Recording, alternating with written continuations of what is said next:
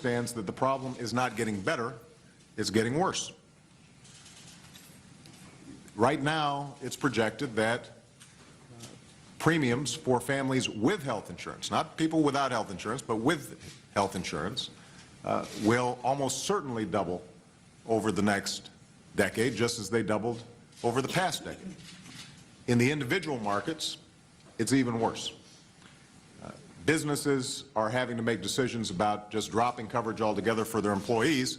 If they're not doing that, then the money that they are spending on health care is money that otherwise could have gone to job creation. And I don't need to tell people here about the effects on the federal budget. We've got some people who've been working a very long time on figuring out how can we control the huge expansion of entitlements. Almost all of the long-term deficit and debt that we face relates to the exploding costs of Medicare and Medicaid. Almost all of it. I mean, that is the single biggest driver of our federal deficit. And if we don't get control over that, we can't get control over our federal budget. Now, I'm telling all of you things you already know. Maybe more personally, I should just mention the fact that I now have about as good health care as anybody could have. I got a doctor right downstairs.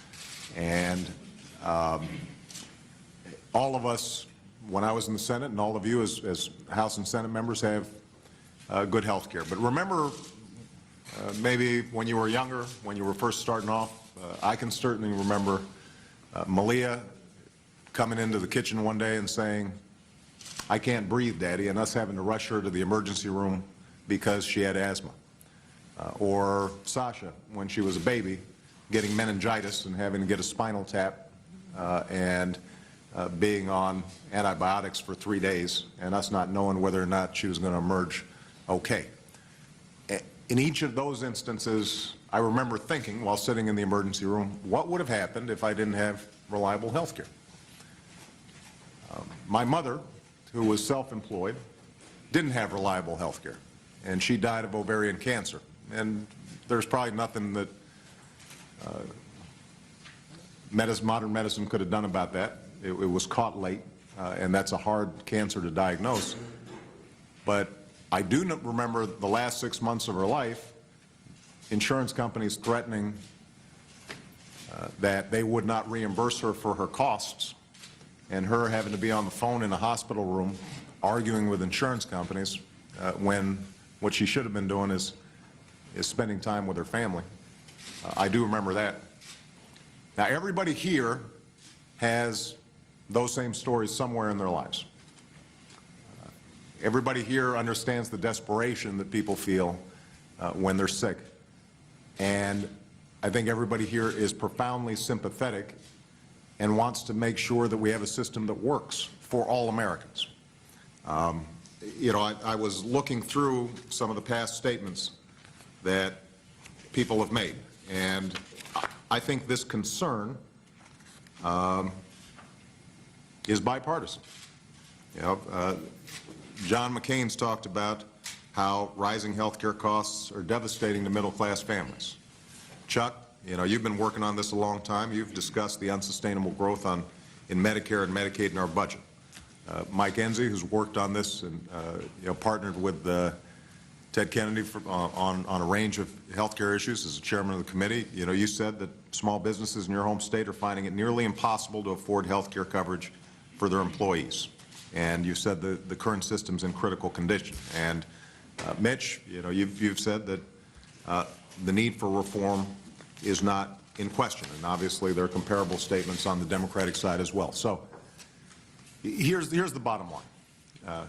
We all know this is urgent. And unfortunately, over the course of the year, despite all the hearings that took place and all the negotiations that took place, and people on both sides of the aisle worked long and hard on this issue, and this became a very ideological battle. It became a very partisan battle, and politics, I think, ended up trumping practical common sense. I said at the State of the Union, and I'll repeat, I didn't take this on because I thought it was good politics. This is such a complicated issue that it's inevitably going to be contentious. But what I'm hoping to accomplish today is for everybody to focus not just on where we differ, but focus on where we agree. Because there actually is some significant agreement on a host of issues. I mean, I've looked very carefully at John Boehner's plan that he put forward. I've looked at Tom Coburn and Senator Burr's plan that's been put out there. Paul Ryan has discussed some of the issues surrounding Medicare. I've looked at those very carefully. Mike Enzi, in the past, you've put forward legislation around small businesses that are very important. And so when I look at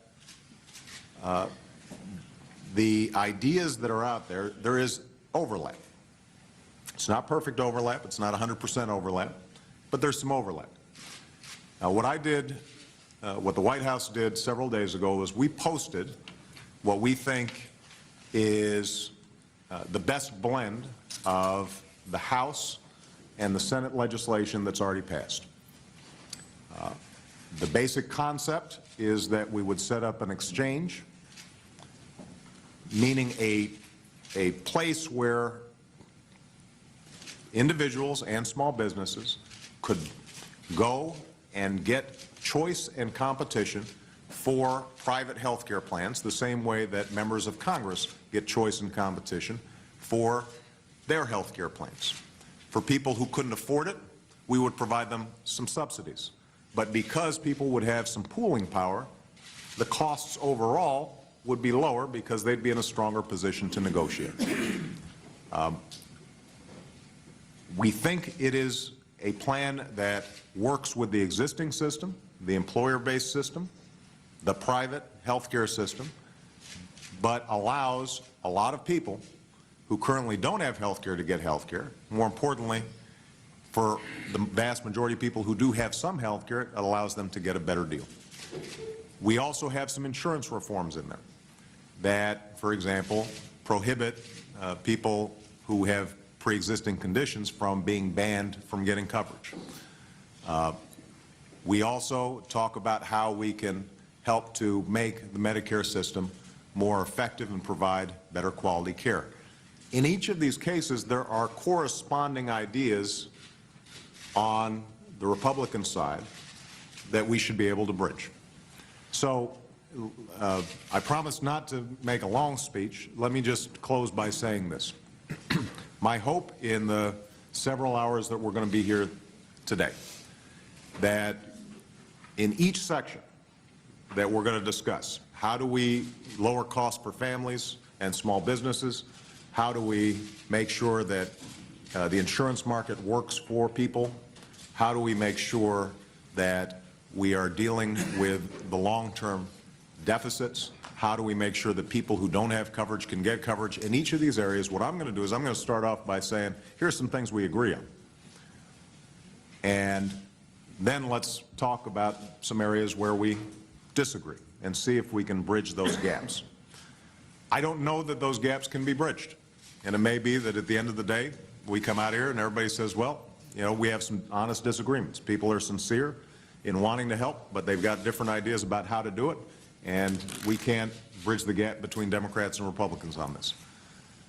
But I'd like to make sure that this discussion is actually a discussion and not just us trading talking points. I hope that this isn't political theater, where we're just playing to the cameras and criticizing each other, but instead are actually trying to solve the problem. That's what the American people are looking for.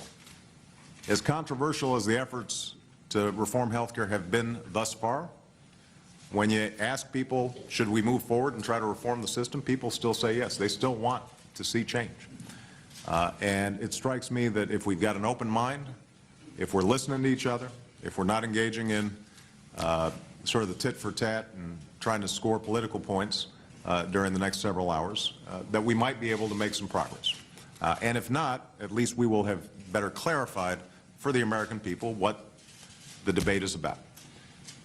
So with that, I just want to say again how much I appreciate everybody for participating. And I am going to now turn it over to Senator McConnell so that he can make some opening remarks, and we'll just go back and forth between the Democratic leaders in the Senate and the Republican leaders, House and Senate, and then we'll just open it up and we'll start diving in. All right?